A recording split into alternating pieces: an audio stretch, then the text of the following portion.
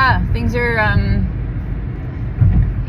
things are in a good space at home. It always feels like a bit of a readjustment for everyone, but especially for Tim when he returns home after being during another hospital stay. I think it's just like him refinding his bearings, us acknowledging that, like, he made it through this time, and now we have some more time, and what does that time look like, and how will we spend it? And first he feels like a vulnerable patient, and then after a little while he starts to feel like he gets into his routines again, and then he becomes more of an integrated part of our family. And so I'm super grateful for that. I think that the thing that I've been really reflecting on this past week, I've just been feeling so much about what's happening in the Middle East and in Gaza and Israel, and it's the stuff that is like way distant from me and way distant from anything I have any control over. But I feel this tendency inside of me to, like, part of me is just like, wow, like, our problems are so nothing in comparison to what so many are experiencing there, and it's so tragic. And yet there's days where I'm stretched because I'm tired. I'm stretched because my girls need something from me that I'm clearly not giving them, or they're just pushing against me because it's this age and phase of life where I think that starts to happen.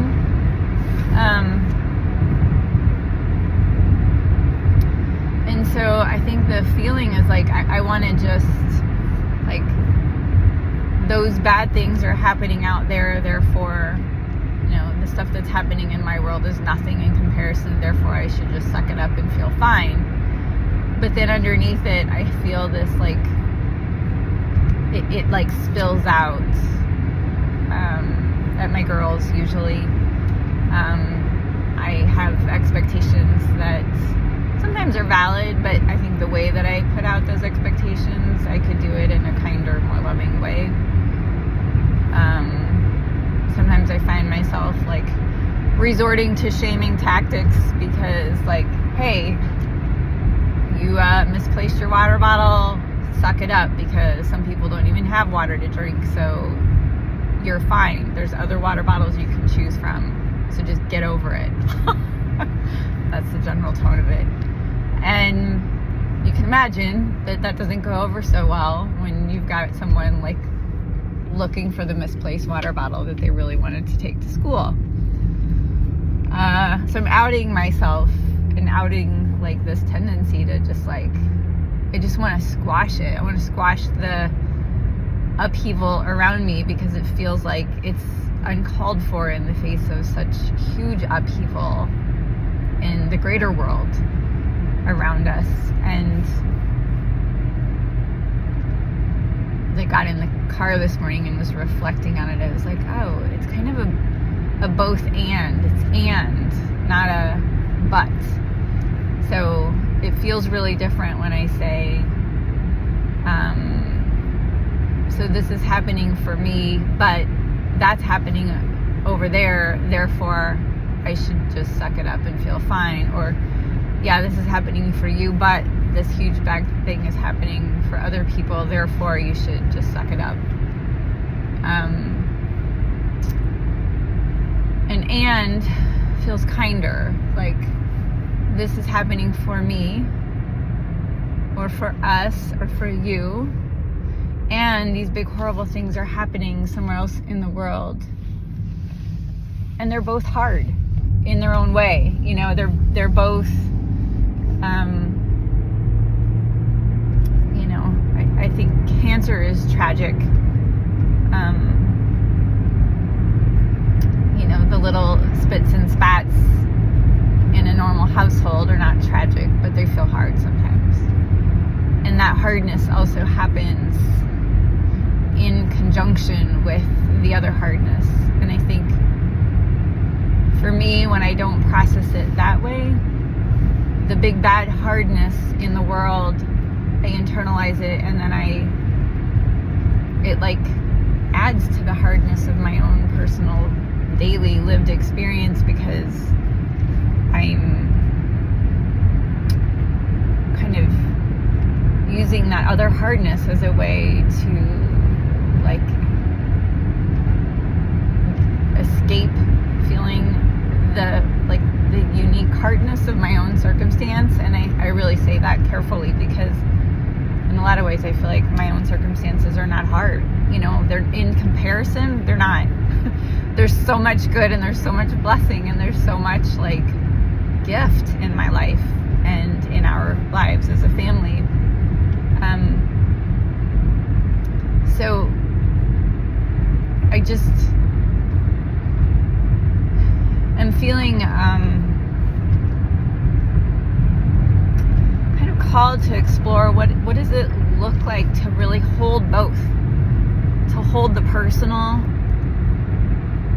and the planetary hardness at the same time, and to allow one to kind of inform the other, to allow my own personal hardness to like help me have more compassion for the hardness that everybody's experiencing in their own way.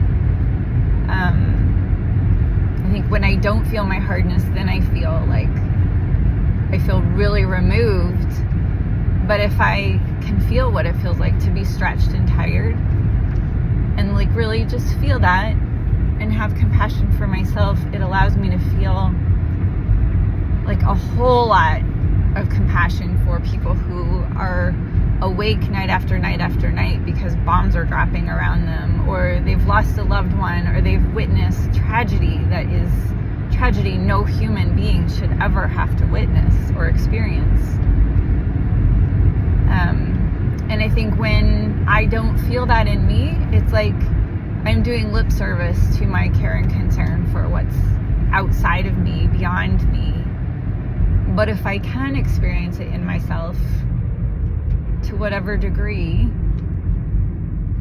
then it allows me to just feel more like what's happening in the broader world around me, and what's happening, you know, this recent bombing of the hospital in Gaza and women and children being killed. I mean, it's just like, you know, my husband's going through cancer treatment, but I can pretty much count on when he goes into the hospital that a bomb isn't going to drop on the hospital at any time, you know, ever. And wow, I mean, that's like, to feel what, you know, to like really feel into, okay, here's what we are experiencing going through this. What if, you know, we had to do this with this whole political unrest and upheaval going on around us?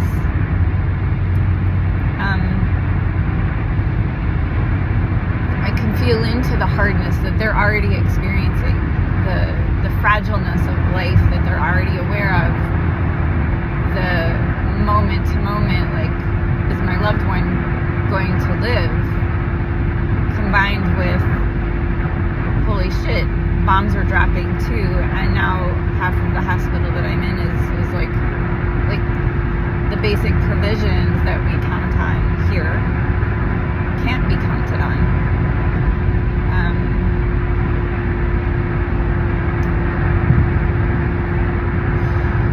And it's so tempting to just feel like,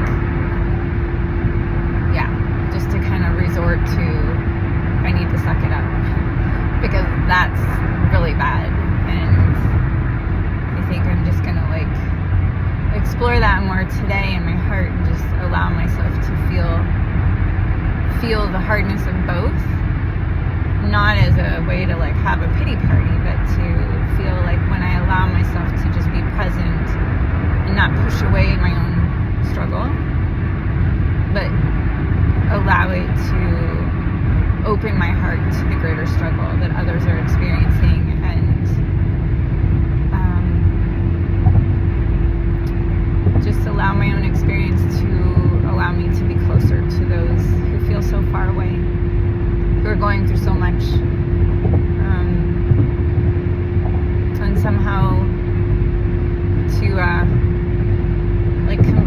into prayer and just positive, supportive energy for all of those people going through all that they're going through,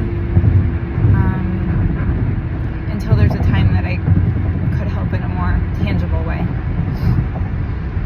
So I guess that's my invitation to you this morning, and to anyone listening, is to just like embrace your hardness, embrace your struggle. Don't just notice where you try to push it away, where you try to, snuff it out or reason your way through it, or devalue it. I think we experience these feelings for a reason. I think they move us to a greater depth of compassion and understanding for what is outside and beyond us. And I don't think we can really experience or serve what is outside and beyond us if we don't tend to those things inside of us. That world out there is a part of our personal inner world. So, all right, on to work.